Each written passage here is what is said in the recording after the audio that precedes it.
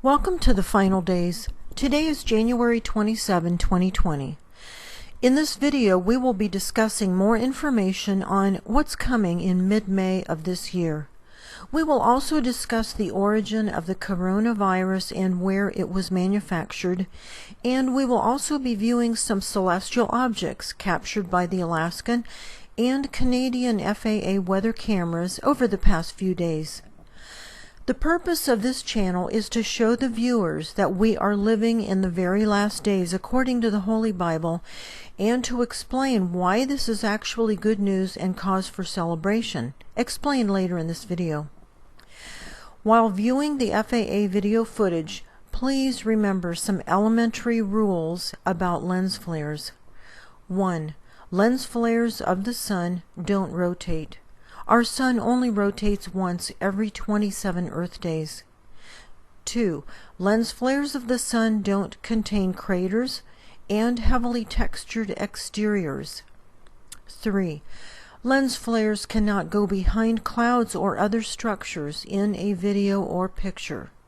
4.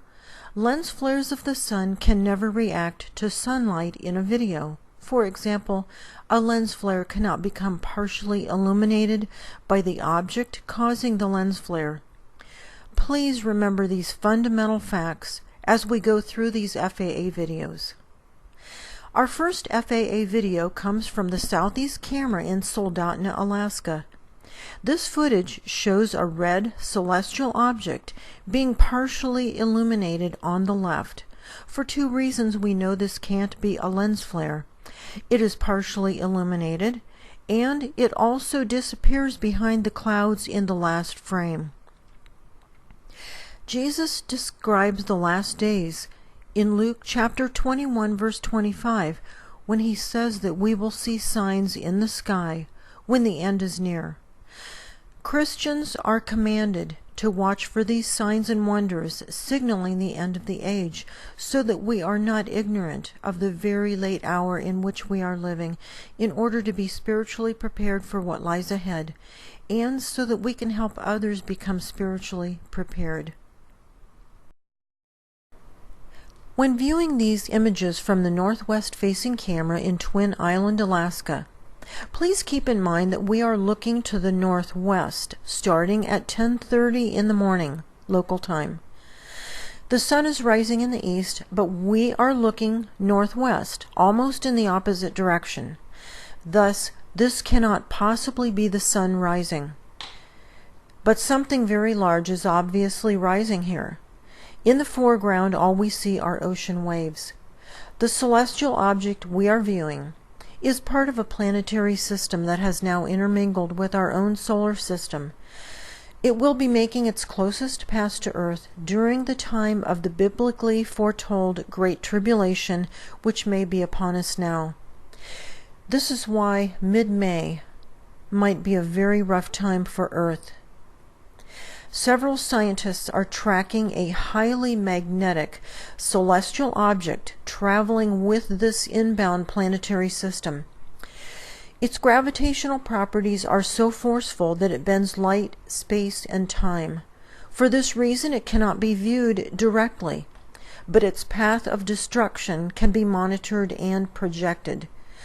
Mike from around the world, who appears periodically on the Paul Begley channel, has alluded to this magnetic object and has warned us that in mid-May this object will have an effect on our planet.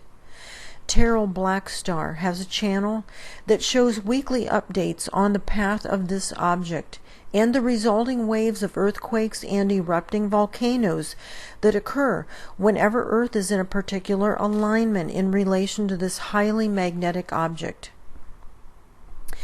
In mid-May of this year, Earth will be in close proximity to it, and the amount of destruction that will result is impossible to forecast at this time.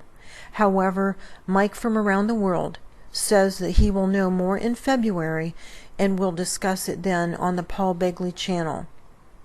He's also going to be on the Paul Begley channel again on the 30th of this month. Homeland Security instructed all U.S. citizens to have a 6-month supply of food and water on hand. Since we don't yet know the level of destruction that will come, this is wise advice. Earth could experience some magnitude 7 earthquakes and some increased volcanic activity, or it could be as bad as magnitudes above what can register on the earthquake monitoring equipment, with widespread volcanic activity on land and undersea, and possibly widespread power outages. Right now, we don't know which. As soon as I get an update on this, I'll pass it on. The video you are watching now shows how a huge celestial object is made nearly invisible by the atmospheric chemicals that are spread throughout our atmosphere continuously by military jets. A highly classified craft marked with a circle works with other equipment in place to hide these enormous objects from public view.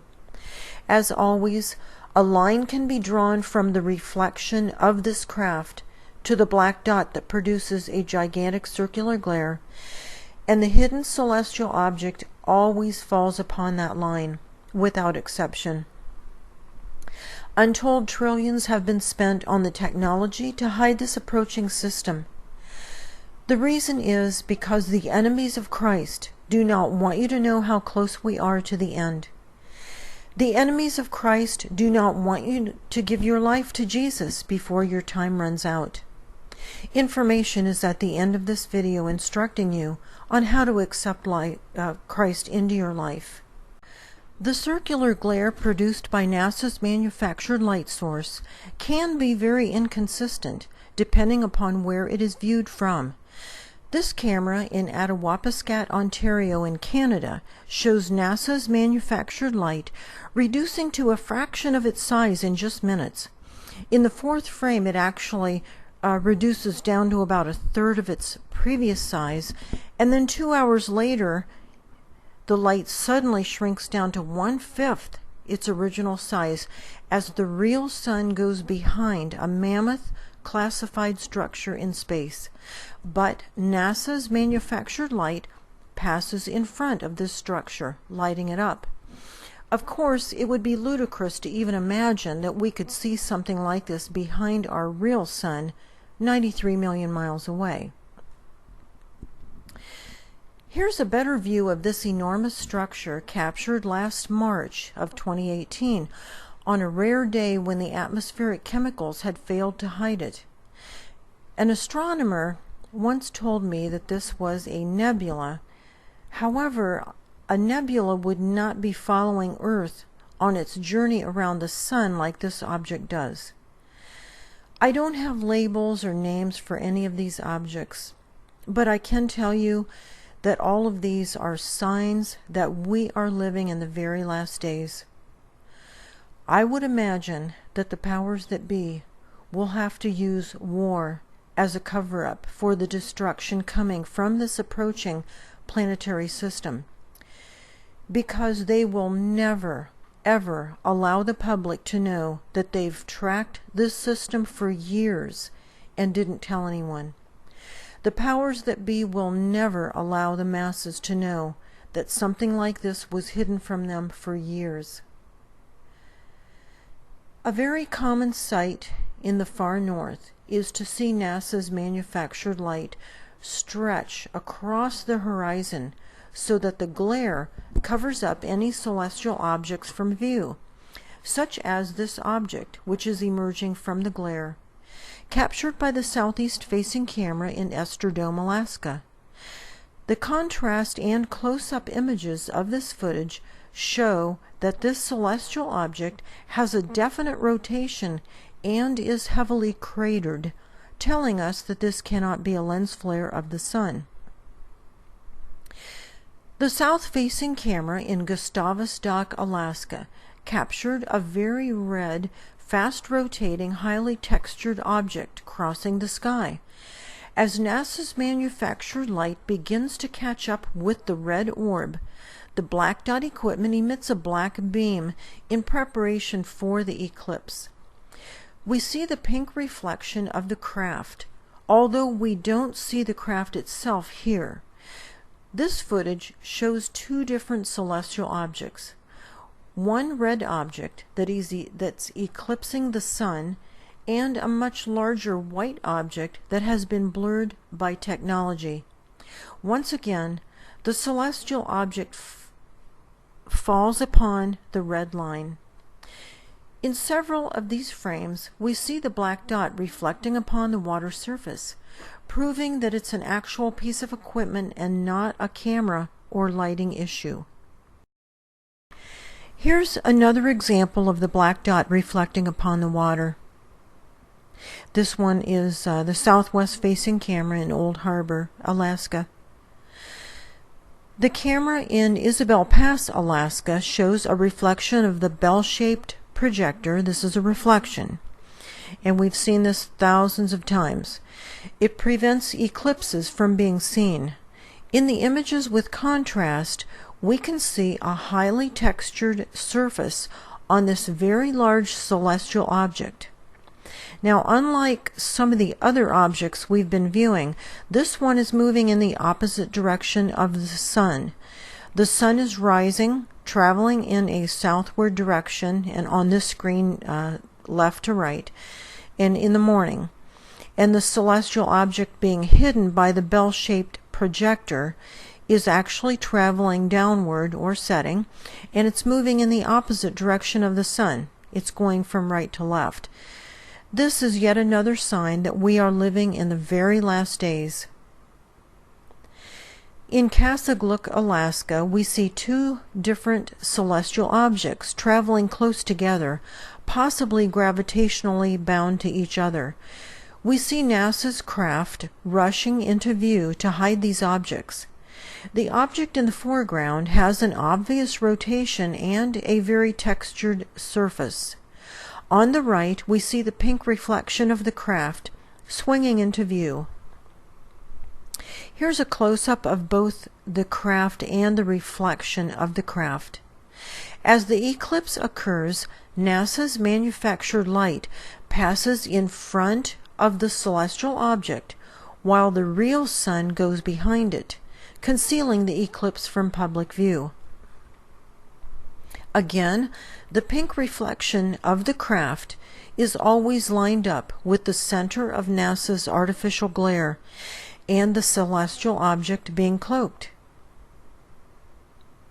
The camera in Mekoryuk, Alaska, once again demonstrates how effective the atmospheric chemicals are at hiding these celestial objects.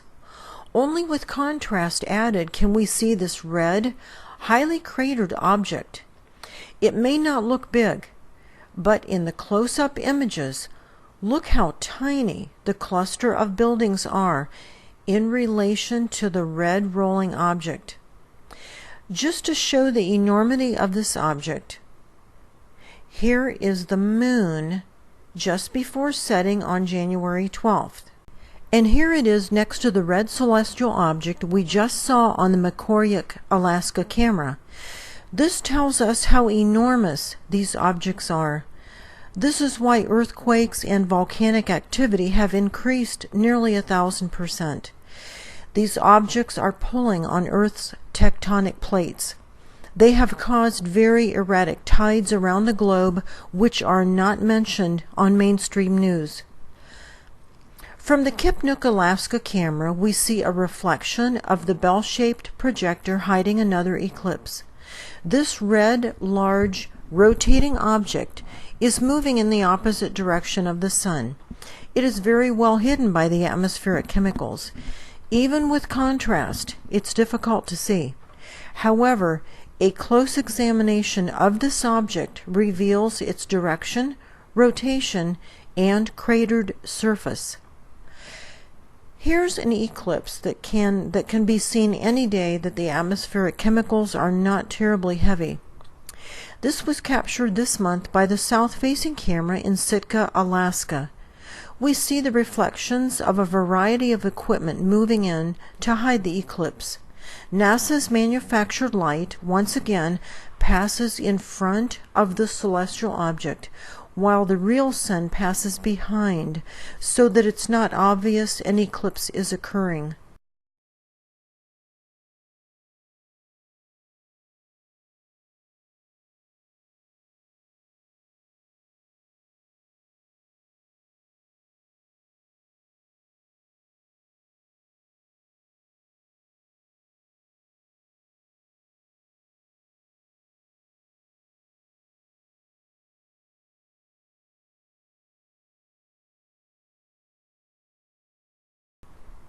Here's a better view of this eclipse from some older images on this same camera. I like this footage because it shows the reflection of the bell-shaped projector very well. And also in the very last frame, the black dot in this footage is reflecting upon the ocean.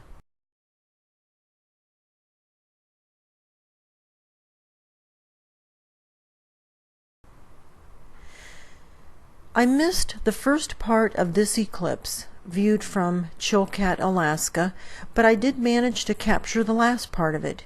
Here we see a heavily cratered celestial object in a very fast rotation, and it's heading in the same direction as the sun.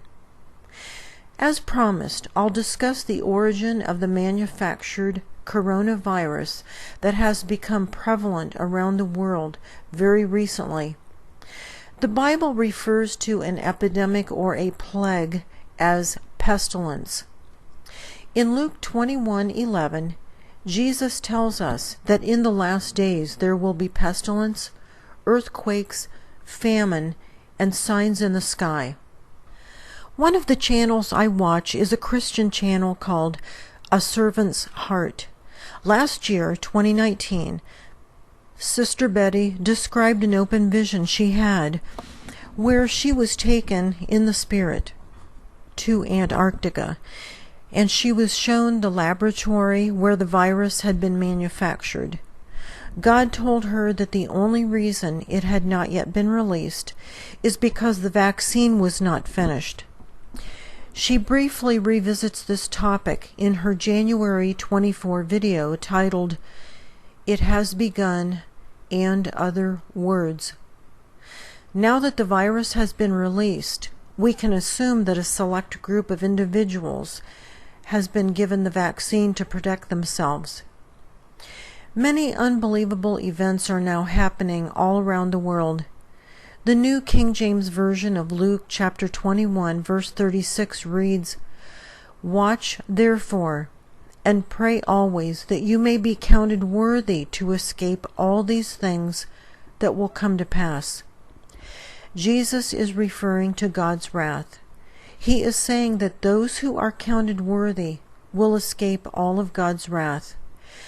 The Bible repeatedly promises that faithful followers of Christ are not appointed to God's wrath. But to be counted worthy, we must be living in holiness. A link in the description box below discusses what holiness is and how to achieve it. We must realize that we are an eternal soul on a temporary journey here in a temporary flesh body. The real you is an eternal soul, not that temporary flesh body that you see when you look in the mirror.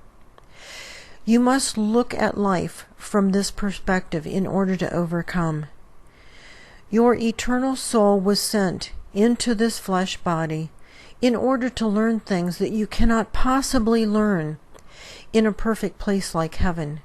We are here to learn how to love people who are difficult to love. We're here to learn how to forgive people who are difficult to forgive.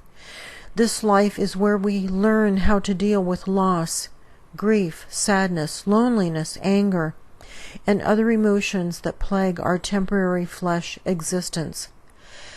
We are here to learn to love Christ out of our own free will and live according to that love. This is your purpose. This is why you were sent here. The next few screens will tell you how to accept Christ into your life. Simply pause the screens if you need more time to read the text.